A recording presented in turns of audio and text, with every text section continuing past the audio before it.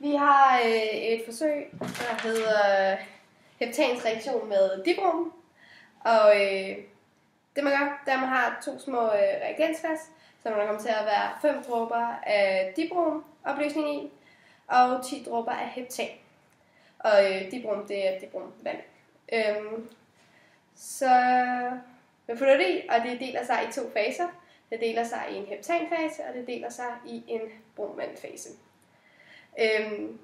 Og det er fordi, at der er forskel på densiteten. Øverste fase, nederste fase er en smule orange, indtil man ryster den. Så observerer vi, at så det øverste fase, der pludselig bliver orange, fordi at dibrom-molekylerne er flyttet op i heptanfasen, og det er dem, som har farven.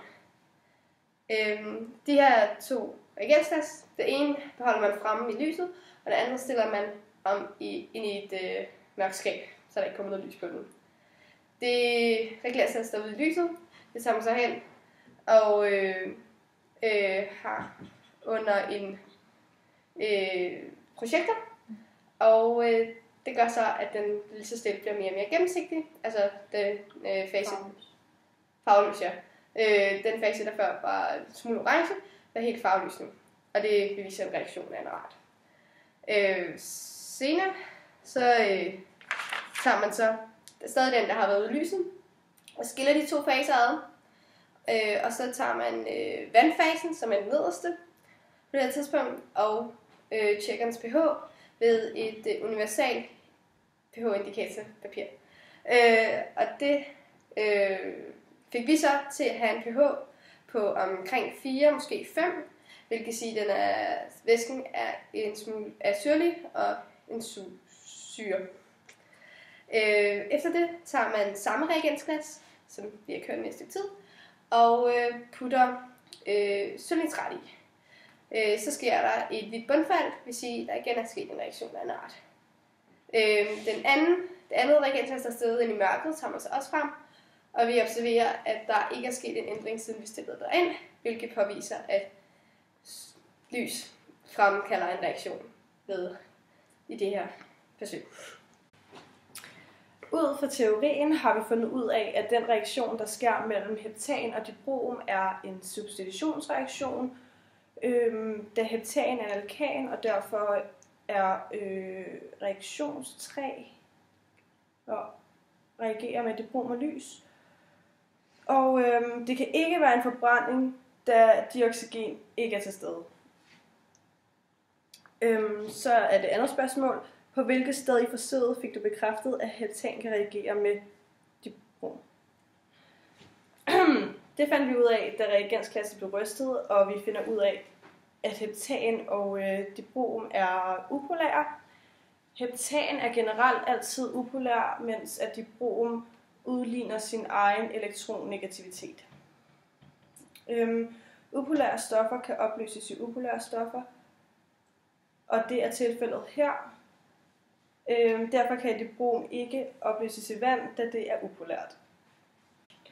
Okay, jeg vil starte med at opsætte et reaktionsskema i en strukturformel for den her reaktion, der sker mellem heptan og dibrom. Og den ser således her ud. Det vil sige, at vi har 7 C'er og 16 H'er under, og plus 2 bromatomer. Og når den reagerer, og der skal en substitutionsreaktion, så er der så et hydrogen, som bliver skiftet ud med, eller et bromatom, der bliver skiftet ud med et hydrogenatom, og et hydrogenatom kommer over sammen med brom, så den hedder C7H15Br brom plus HBr, og et H2, et hydrogenatom er derfor blevet skiftet ud med et. Yes. Så skal vi finde ud af, om det her reaktionsgener stemmer overens med de observationer, vi gjorde, da vi ville undersøge vandfasen i det her universal indikatorpapir.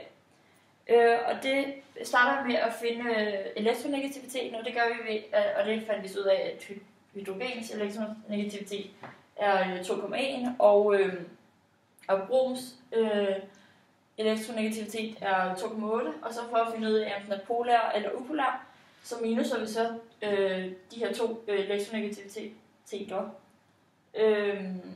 som er 2,8 minus 2,1, og det giver så 0,7, og den er derfor polær. Og at polær, altså som sagt, så kan polær blandes som polær, og og derfor går det her stof, det går ned i vandfasen, og bliver, fordi det er polær og vand, og polær, de reagerer med hinanden.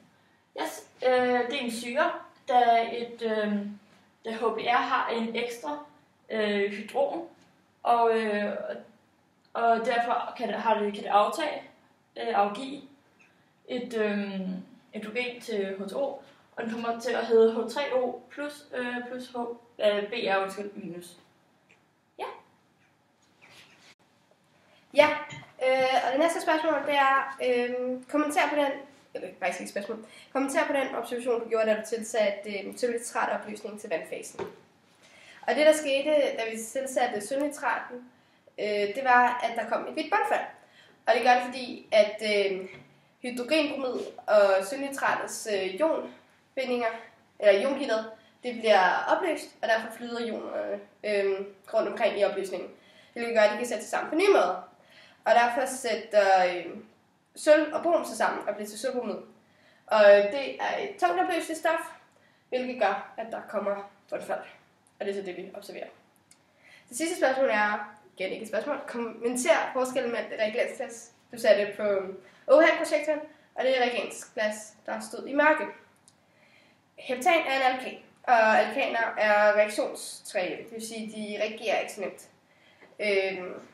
Men vi har ved det her forsøg påvist, at de kan tvinges til at reagere ved hjælp af lys. Da vores reagensglas stod i lyset, det blev reageret og blev gennemsigtigt. Hvorimod at det, der stod inde i mørket, det forblev sådan som det hele tiden har set ud, og der var en reaktion. Er det det?